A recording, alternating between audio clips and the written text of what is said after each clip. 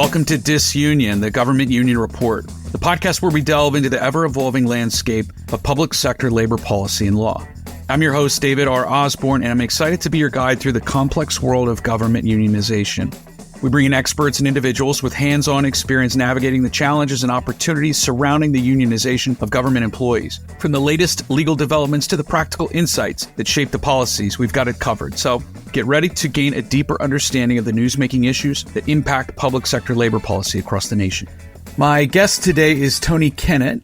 Tony is an investigative columnist for the Heritage Foundation's Daily Signal, and he's also a radio show host at WIBC in Indianapolis. He was a co-founder of something called the Chalkboard Review, an education commentary site, and he taught and was an administrator in Indianapolis public schools. I definitely want to ask you a little bit about that. Tony has an interesting personal story about teachers' unions and the public educational system, so I hope to hit on that today as well. Thank you for coming on the program, Tony. Thanks very much for having me, David. Well, I reached out to Tony because of an article he wrote for the Daily Signal in March entitled "Teachers Unions Quietly Spend Millions on GOP Primaries in 32 States." Pretty descriptive. This was of particular interest to me because my colleague Andrew Holman and I had published a 50-state survey of major union political spending in December, a few months before, and one of our key findings was that union PAC contributions were heavily one-sided, with nearly 96% going toward Democratic candidates and organizations.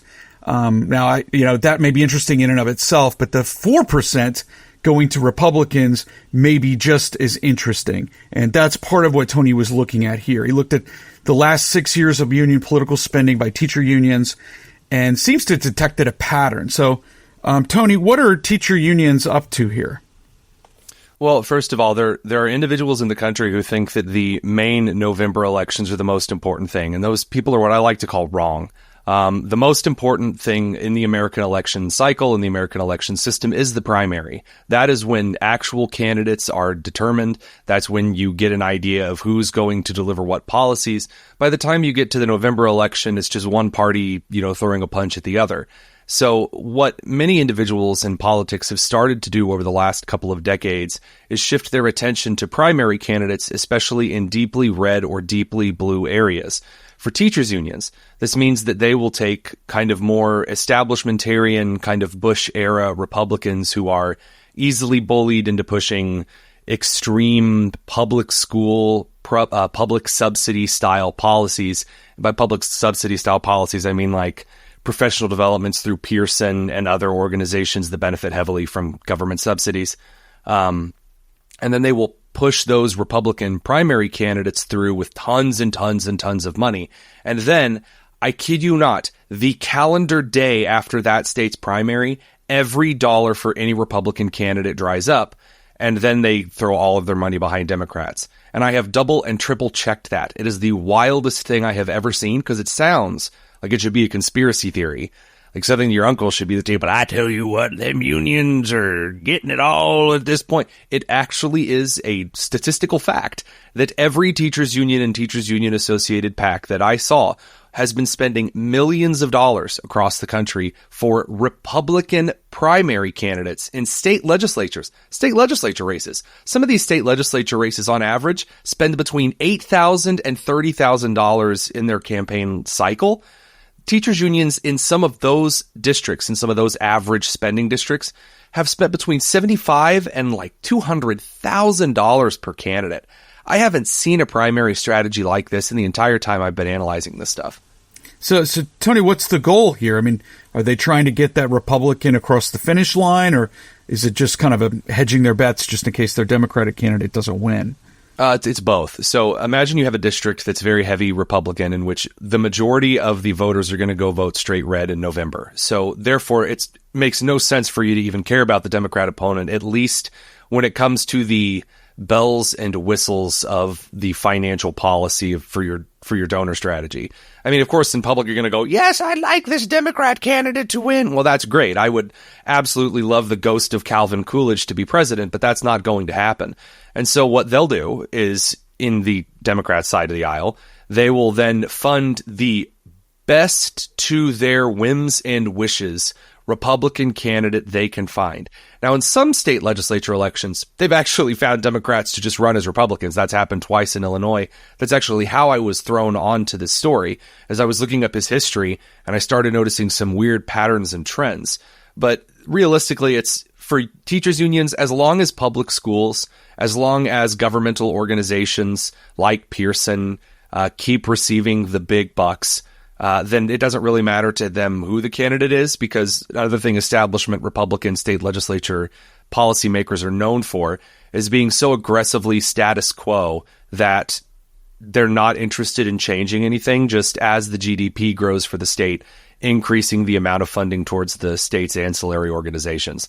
That's realistically about it. If you're going to have a Republican win anyway, why not get the Republican who you hate the least to run? And when it comes to a paycheck, that's worth, spending a lot of donor money on. Yeah. That's consistent with, I had a political strategist in Pennsylvania tell me a little bit, this is how they summarized it. They said that unions are happy to rent a Republican until they can own a Democrat.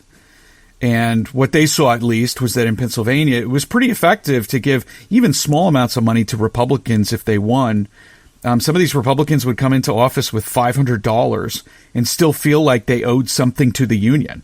I mean, the best antidote to that was ultimately when the union funded their Democratic opponent by giving them far more money. That would often wake the Republican up and see what the unions had been doing to them. So you looked at 32 states. What states seem to be most important to unions? Not to push back or be annoying here, but I looked at all of the states, but 32 of them were taking substantial union money for Republican candidates. Alabama, Illinois, Pennsylvania, Ohio, Tennessee, Texas, and Indiana were the 7 states that seemed to be taking the most money. So if you take Illinois out of the equation, which I would consider a special case because of the rural areas in the state, all of the other states at play are very heavy Republican state legislature scenarios, especially given Pennsylvania has some excessively deep red areas or some Rust Belt style 90s labor Democrat areas in which kind of is the new frontier swing state battleground that Republicans seem to be picking up because of the cultural issues most of all. Also the very weird foreign policy issues, along with just education in general. It's kind of hard to look at a failing public school system and approve of just doing more of the same. So with Pennsylvania and Alabama, what I've seen is the Democrats have taken certain candidates, like let's say Representative Thomas Mahaffey III in Pennsylvania. Let's just pick one. The dude's pulling $97,000 from the Pennsylvania State Education Association, and then he's the only Republican that steps up come time to debate bills, and all of a sudden he's the Republican that comes out of left field, feels like, and stops education reform from being passed in the state. And media reaches out and says, why are you doing this? And he won't say anything. He took $97,000 from the PSEA, and that's the kind of stuff that we're seeing here. When he took the money, he admitted that he was willing to do whatever it took to uphold that union status quo. And the Republican label just suits him because that's what his district will elect. Now, is this more of I guess you could ask this with any kind of special interest group. Do you think the unions are actually swaying the opinion of the lawmakers here by giving them money, or do you think they're just selecting the one that happens to fit their ideological viewpoint? Yeah, I never suggest malice when it's much easier to suggest ignorance. And what I see here is that there's a Republican candidate. Again, there was a type of Republican that's very well documented, who is very establishment, with the very George Bush, no Child Left Behind Act kind of guy, who believes that all schools are pretty much like they were in 1980. And the Democrats, who, by the way, send teacher after union official to talk to the Republican individual in office, and they'll be really nice. And they'll say, our schools are great and we just love kids and we're just like George Feeney in Boy Meets World and we're inspiring lives and all this other crap. And then at the end, there's kind of a jaded threat. And I've sat in on these lobby meetings, which is, you don't want us to let everyone know that you're one of those radical parents' rights Republicans, do you? And they'll leave. And the Republican will be pseudo-convinced, pseudo-strong-armed into believing them. It's not the money as much. It's more of the union is picking their candidate. Just like I like Fetterman's recent actions, I would be more likely to vote for a Fetterman in a primary than, say, again, just picking a random Democrat, AOC. So it's the difference. It's a lesser of two evils that you have more of a stake in. I've also noticed a cultural, I'll just add this. There's a cultural thing where a lot of lawmakers, Republican and Democrat, view teacher unions in particular as, mouthpieces for teachers generally, which is not necessarily true. But when they ask about a piece of education reform, their first question is, what would the teachers union say about this? And they don't mean I'm scared of the teachers union. They mean I'm scared of teachers, or at least I want teachers to have their voice here, and I'm going to listen to them first before I listen to anybody else. That's a fallacy. It's not true that teacher unions necessarily speak for all teachers who have a broad range of opinions. No, they don't. In fact, they do not speak for the majority of teachers in any state that we've found. And this is one of the reasons that we actually founded Chalkboard Review, is because all of these education publications, including Ed Week and others that claim to be nonpartisan, Chalkbeat claims to be nonpartisan, were aggressively partisan and would only publish very, very, very left-leaning education perspectives. And even moderate left-leaning perspectives, which we ended up publishing a lot of at Chalkboard Review. They weren't allowed because state legislature representatives going like candidates, and then also, veterans in their state houses were getting a hold of us and saying, I had no idea that teachers thought this at all. I mean, because an article from their own state would say, our school is in chaos, there's no discipline, the administrators are getting more money, no one knows what's going on, it's just a huge mess. And the representatives are like, well, the teachers union didn't tell us this. And so, that's a huge thing that people don't understand. And the nonprofit model out there doesn't understand either. And when the Franklin News Foundation acquired it, it's one of the reasons Chalkboard Review is not here anymore, is because they had no idea what they were doing either. So it's an incredible mess, the way that things are currently trending in education policy and in media in general. All right. So when you looked at these races, I realized you were looking at candidates and the R and the D behind their names, but what issues, if there were particular issues, seem to be driving the teachers union decision-making here? A very weird blend of give us lots of money and then keep your hands off of us.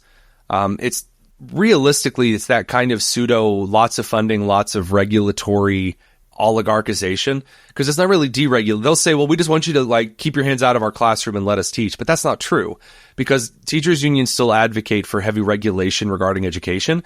But what they're really advocating for is oligarchical regulation, which is that the teachers unions get to decide in tandem with the National Association of School Boards what policies are driven through public schools.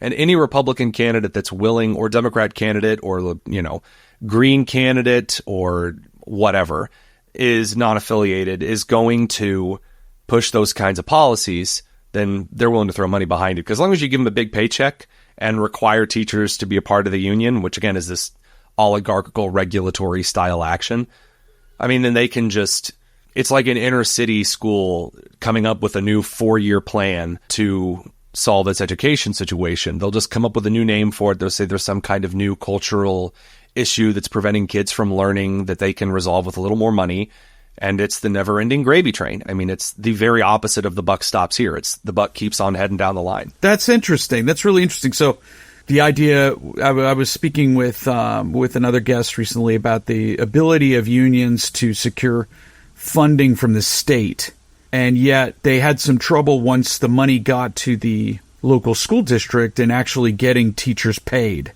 Right, a lot of that money ended up going to administration or pensions, things that the union also advocated for, but not necessarily things that the union wanted funding in the immediate term. It's really, really weird. Teachers unions like to claim that they are just like the labor's unions from the 50s and 60s. And they like to portray that this kind of solidarity action where they're fighting for better conditions, for better pay, better teachers. Whereas since unions have forced education policy forward so firmly in the last 15 years, administrative level positions, of which I was one, from instructional coaches all the way to secondary chief counselor, vice dean of whatever, those kind of positions have logarithmically skyrocketed. And so when funding goes to schools, you end up seeing funding go to what schools now call some kind of dearth of administrative positions, which is wild because 20 years ago, those positions didn't exist. They don't need to exist. My position, which was instructional science coordinator, never needed to exist. It's just something that you're expected to have. Now, if you're a big fancy district, you're going to have all these admin positions. So unions are perpetrating the very problem that they claim that they're solving, which, you can claim some kind of mastermind. Oh, that's actually brilliant. I don't think so. I think that a lot of these individuals are stupid and think that if you just throw enough money at it, that's got to be the solution, right? Because that's how they've operated their entire life. Yeah. Okay. Well, I'm hearing two things. This is fascinating. I'm kind of hearing two things. First thing is the funding that's going to public schools is something that teachers unions want. They want a lot of funding, and yet want very little regulation of how that funding is spent. I suppose that they want to be the chief decision maker. You mentioned the school boards associations. They may be an advocate for union positions, but the unions want to be number one. And then the second thing I'm hearing is that unions, to some degree, this formulation has gotten beyond their control. So that even though they wanted the money and not the regulation, they might actually need the regulation in some sense, because the money all goes to them and to the school administrators and school boards, and they really aren't advocates for one another. I realize they're in some way they're going in the same direction, more money, more staff, all that, but at the same time they can't agree in particular cases on how to spend that money. Am I right? Am I following you here? Yeah, that's pretty much it. You have a situation in which someone, again, the left-leaning position on pretty much anything is throw more money at it. It has been for nigh on half a century, if not really a century at this point. And so given that kind of structure, there's no way to accurately funnel a fire hose once you have turned it up to a certain point. So you need several firemen that are on the fire hose, because water moving at that speed is unwieldy. So what you have is teachers unions who are trying to funnel huge amounts of money in. And I mean, if you've ever looked inside a large school system's public budget, I mean, money is flown around with abandon, and there's no rhyme or reason for it. It's insane. I mean, realistically, I cannot see how anyone would describe the spending levels in a large public school district as anything other than arbitrary. You're just making up numbers. Oh, this needs $60,000. There you go. And it's like, why did it need $60,000? I mean, and then there's like the hikes from all of the subsidized organizations like Pearson. Unions are just a small part of it. But I mean, some of my colleagues like to say teachers unions are the ultimate problem in education, and they're wrong. Teachers unions are a symptom of a bloated carcass that it's like mold. You have the more moisture and dank garbage you feed mold, the more the mold grows. You may look at one spore or one bag of chips and go, that's the problem. And it's like, no, it's the conditions. Mold will grow where the conditions are right. And that's the American education system, because you can't question how the money is spent, because then you don't care about the children. And the teachers who are all single mothers with 14 kids working 3 jobs and so there you go. If you can't touch it, mold is going to grow. And teachers unions are just an organization that has learned to operate in that environment for maximum mold growth. All right. Well, let's go back to the thesis of your piece here. You had quoted Corey DeAngelis from the American Federation for Children in the article, and he seemed to be of the opinion that teachers unions are quiet about their giving to Republicans. That is, you had to write this article because it wasn't already written by the unions, because advertising or promoting it would have ultimately undermined the candidate in the primary. Oh yeah. Okay. Oh yeah. So, and that's just the funny part of it. There's an element of comedy. You agreed with that? Well, yeah, because you can't go out in the general election and say all Republicans are evil, which the teachers union does all the time. I mean, I used to get the emails. I mean, there was an Indiana State Teachers Association poster that I took from IPS, and I have somewhere in some of my old stuff, that is just the funniest poster ever. And it's like a little wooden rowboat, and it's like that's representing teachers. And then there's all these sharks in the water, and it's like vouchers, Republicans, conservatism, libertarianism. And it's like all these sharks. And the ISTA is like, we're the boat that keeps you from the sharks or whatever. And that's the way that teachers unions portray Republicans. But you can't advertise that you're spending money on Republicans in the primary, who, by the way, might actually just throw a wild card like some have in Alabama and said, yeah, we took your money. I'm going to vote the other way. You were stupid for donating to me, which is just hilarious. It's like, that's what you get. Play stupid games, win stupid prizes. If I donate money to a Democrat who opposes me on cultural issues and then they vote like a Democrat, who's the idiot to donate for donating to him? Me. And so teachers unions can't come out in front of the public and say, yeah, we're also donating to Republicans in the primary, because then everyone asks that 3-letter question that causes the union so much problems. Why? Well, this I wonder if there's a lesson to be learned on the other side too. Maybe you've looked at this question as well. But so a Democrat on the other end who may support school choice, for instance, teacher unions may have to make a very difficult choice between the Republican who agrees with them on school choice, that is, doesn't believe there is such a thing, or that public schools should be funded exclusively, and a Democrat who supports school choice. How does a union go through their decision making there, and do they still choose to fund the Democrat in the general? There are a few Democrats that unions have donated to in primaries, but the fact of the matter is, this idea that, well, there are some Republicans that support school choice and some Republicans that don't support school choice. And we'll often, on the other side, in an attempt to be fair, because it's, again, the fear is that we actually might admit that there is one side of the aisle that has diversity of thought on this and there's one side that doesn't anymore. And in the early aughts, there was this group of people on the left who were big fans of school choice. They were big fans of school choice for really gross and racist reasons. This is literally the critical race theory crowd. Like Chris Stewart, for example, came out in front of everyone and said, well, black kids are systematically disadvantaged because racist white people, and so they're kept in these inner city cages, therefore we need school choice. Well, that's not true at all. And Republicans, by the way, did use that for a while, which was pandering and gross. And it did produce some school choice in favor of Democrats. Well, the problem is, you can't support something good for the wrong reasons and that it end up turning out okay. So what you have now is the vast 99.9% of Democrats in office oppose school choice. They just do. So as far as Republicans supporting pro-school choice Democrats, where are these people in a large number? There are still some groups out there, Ed Choice being one of them, and I'm good friends with Robert Enlow, but he's wrong about this. And he says, well, there's all these pro-school choice Democrats. And I tell him to name them for me, and he can't. They're not out there. Who are these people? I can point to you. I can name 10 right off the bat here in Indiana who are anti-school choice Republicans. I wrote about them in this article. The unions are donating money to them. Where are the Ed Choice, the Corey DeAngelis' EFI? Where are the AEI? Where are the school choice, pro-school choice groups? And when's the last time you saw Rick Hess write a $50,000 check to Democrats? And which one? I can't find him. And that's one of the reasons why, Senator Fetterman going so counter to the kind of Democrat standard is so wild, because it's so rare. It's not something that happens all the time at the local level. It's bewildering from dog catcher up to chair of the committee. Doesn't happen very much. Yeah. Governor Shapiro in Pennsylvania, I think, got across the finish line in the general, in part because he embraced school choice. Now, those were words, but they meant something.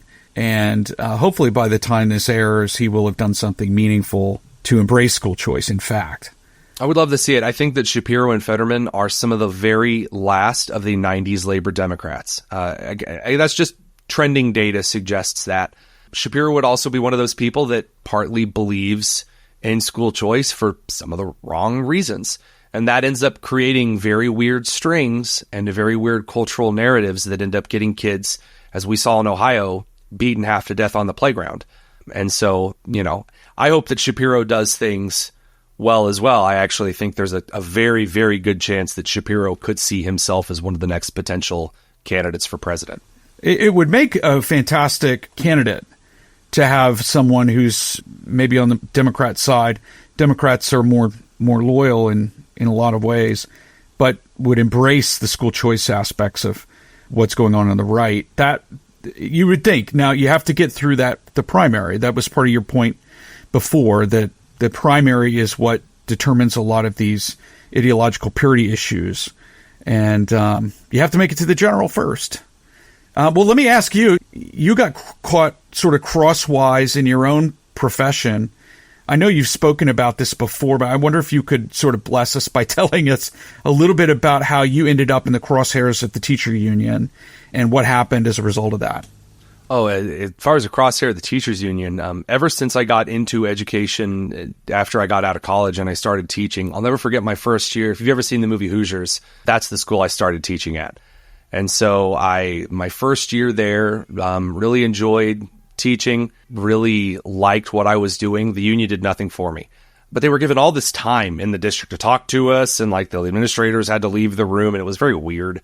And they didn't do any. The only thing they did for any teacher that year was they gave everyone a little bag of fudge, this little cellophane wrapped bag of really awful fudge. And I just started speaking out about the unions. And when I started doing a little bit of political commentary, just a smidgen, I lambasted him. So much so that Chasten Buttigieg actually mentioned me in a speech. I started leading teachers away from the union. I think now I'm up to 289, I think, as teachers that I've convinced to leave the union.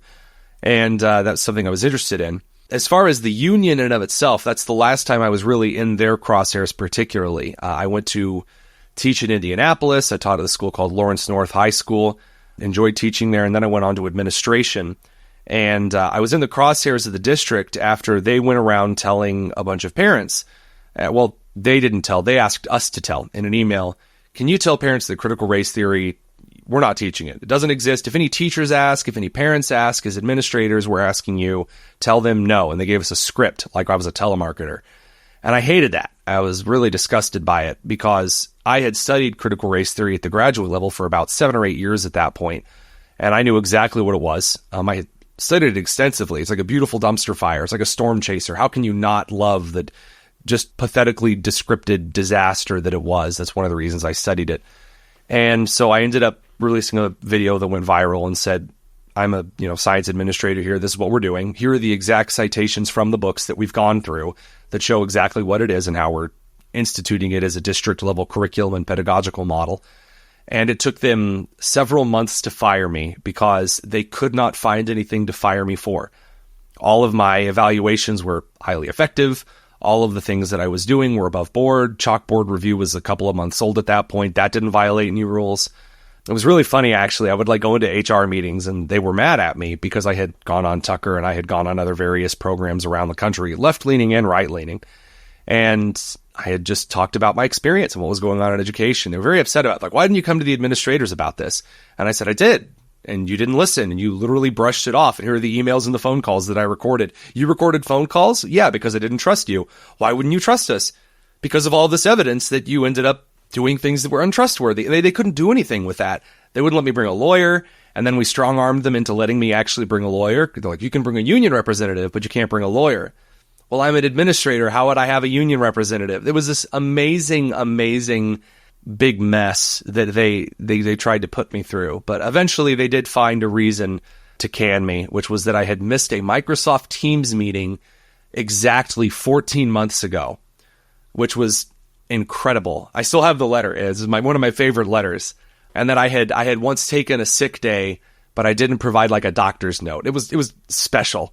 So anyway, that's that whole story. But just a good time in public education bureaucracy. Have you followed their work, their adoption of CRT since you left? It's kind of funny that you would mention that because I just saw something published by Ryan Staley over at Parents Defending Education that the Indianapolis public school system is now asking white teachers to access a whole list of resources and white adjacent people. I don't know what white adjacent means. I'm a little behind on the cultural lingo, but I think this means someone who is almost white. And of course, I guess that would be, Jewish people, Italian people, certain kinds of Native American people, which would be me. Notably, though, that there are certain cultural groups that can be 1/16 that culture and still be considered that culture. So I'm not really sure what that definition means. But anywho, it's basically resources that white people are supposed to use to become less racist. So the stuff that I was saying was going on behind the doors at IPS. Now, a couple years later, they're just openly doing because there are no consequences for it. Now, if we had a state legislature that, had maybe some fortitude or some kind of ability, they would actually pull state funding from the district. And you say, well, you can hear the poll. People are reaching for pearls. The episode isn't even out yet, and you can hear people reaching for their box of pearls. The fact of the matter is that if states are going to have any kind of educational leverage, via finances, then this kind of stuff has to stop because it's openly gross and it actively hurts children. By objective standards, not even political standards or moral posturing standards. I mean, you tell a kid that they're bad or good because they're a certain color. I mean, dear God. So that's what's going on since. I mean, it's a trash heap in an inner city district that's run by people who are pushing the next 4-year plan that's totally going to change things this time, guys.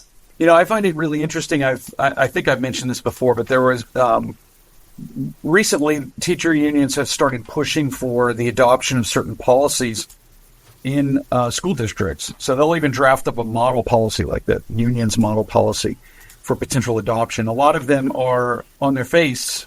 They're threatening to teachers themselves. So that if teachers wanted some measure of independence, they wanted to be able to speak to students without using preferred pronouns, for instance, then they might actually be on the chopping block. You know, the one thing that maybe you expected from a teacher union is that they'd protect someone from getting fired at all costs. It's a really funny catch-22 for unions because they're on the books as providing legal assistance for teachers who are being fired, yet there are teachers who are members of unions, as we've seen out in California, for instance, who have said, no, I'm not going to call you Zer or Zim or whatever nonsensical trend that you've picked up on this morning. And then the school suspends the teacher and the teacher looks to legal help and the union has to provide it. And it's really funny because the union is the one that's endorsing this stuff. And it actually brings into bear an interesting problem that a congressional investigation committee really should look at here in the next couple of months, which is that teachers' unions are not functioning in a manner that should give them the special exempt statuses that they have enjoyed for the last, 100 years in this country. Specifically the UAW and the teachers' unions being the NEA and the AFT affiliates. Mm-hmm. It's a very weird situation. So yeah, they are. I mean, there's a very self-destructive aspect of it. You see the same thing with behavior, violence in schools.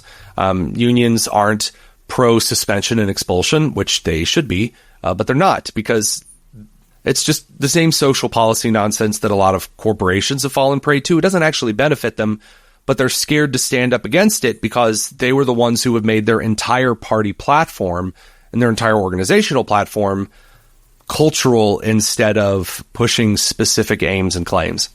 Tony, thank you for coming on. I appreciate the work that you're doing and just fascinating stuff. So keep it up. Thank you very much for having me. And that's a wrap for today's episode of Disunion, the Government Union Report. We hope you found today's exploration into public sector labor policy both insightful and thought-provoking. Special thanks to all of you for tuning in. If you enjoyed today's discussion and want to stay informed about the latest developments, don't forget to subscribe to Disunion, the Government Union Report, on Spotify or your favorite podcast platform. Your support means the world to us.